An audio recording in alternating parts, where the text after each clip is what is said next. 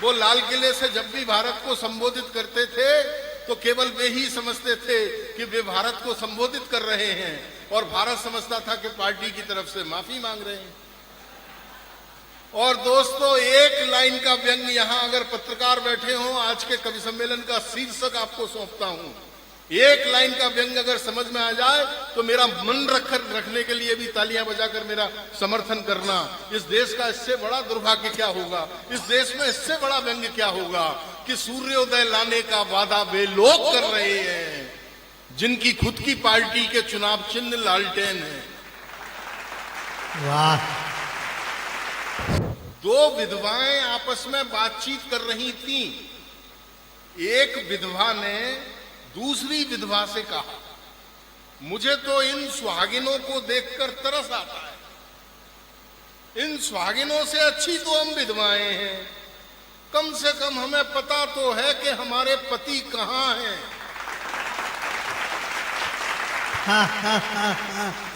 तालियां कम है आपकी,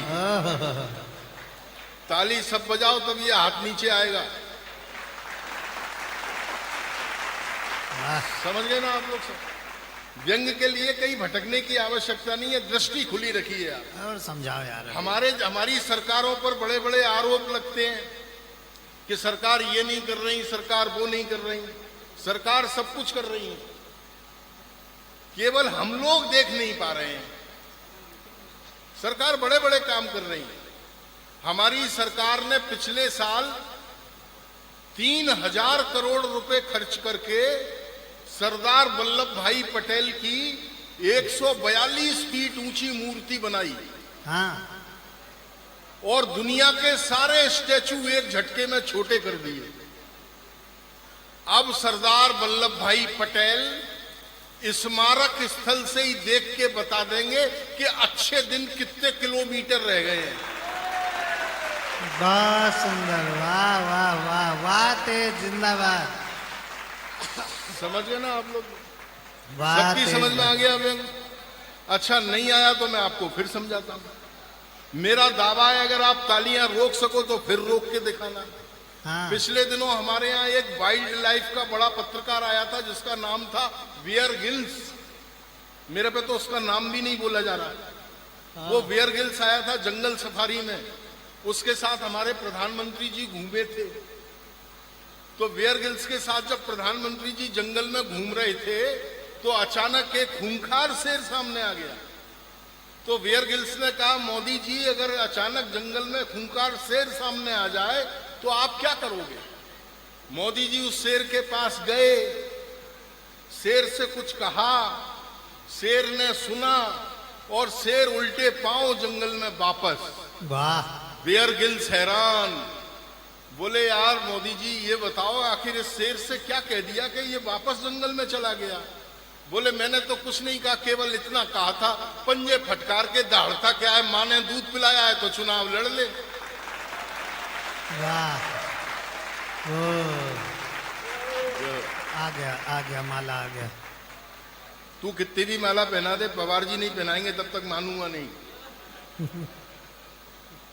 समझ गए ना आप लोग व्यंग?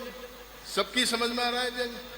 अच्छा, नहीं आया हो तो फिर मैं आपको फिर समझाता हूं। एक एक जुमले का आनंद लो हाथरस के लोगों। हाँ। एक जुमला जो मेरे नाम से बदनाम हुआ, यहां महिलाएं बैठी हैं, मेरी दृष्टि जहां गई है, जिस कमजोरी की तरफ गई है, उस कमजोरी पर आपकी मोहब्बत चाहता हूं। अगर ठीक व्यक्त कर दिया हो तो भरपूर तालियां मुझे देना। टेलीविजन वालों, अगर सीरियल सालों साल घसीटना था तो इसका नाम दिया और बाती की बजाय अखंड ज्योति रख लेते। बहुत सुंदर, वाह वाह वाह वाह। और जो नहीं समझे हैं तो एक इशारा कर रहा हूं, लोग कह रहे हैं कि बदलाव नहीं आया, इससे बड़ा बदलाव क्या आएगा? उत्तर प्रदेश समझेगा। जो इशारा मैंने व्यंग में कर दिया है अगर समझ जाओ तो मुझे भरपूर तालियां देना दोस्तों। कि रात्रि को 3 बजे कवि सम्मेलन से लौटने के बाद मैं घर पहुंचा, श्रीमती जी से कहा मुझे खाना परोस दो। वो बोली अपने हाथ से परोस लो, मैं तुम्हारी बीवी हूं। कोई सुप्रीम कोर्ट नहीं जो रात को 3 बजे जाग जाऊं। वाह, अच्छा है। समझ गए आप लोग क्या होता है? व्यंग हमारे आसपास बिखरा है हाथरस के लोगों, बस हमें अपनी दृष्टि खुली रखनी चाहिए। और इससे ज्यादा इस देश में व्यंग क्या होगा? हमने पिछले 10 साल एक ऐसे प्रधानमंत्री को भुगता जो कुछ बोले नहीं, और अब ऐसे आ गए हैं जो दूसरों को नहीं बोलने दे रहे। हमारे पूर्व प्रधानमंत्री जी के बारे में लोगों ने तरह तरह की बातचीतें की, मैंने नहीं की। मैं उनकी बहुत इज्जत करता हूं। इज्जत इसलिए करता हूं कि हमारे पूर्व प्रधानमंत्री माननीय मनमोहन सिंह जी देश के एकमात्र ऐसे कामयाब प्रधानमंत्री थे जिन्होंने 10 साल बिना कामयाबी के निकाल दिए।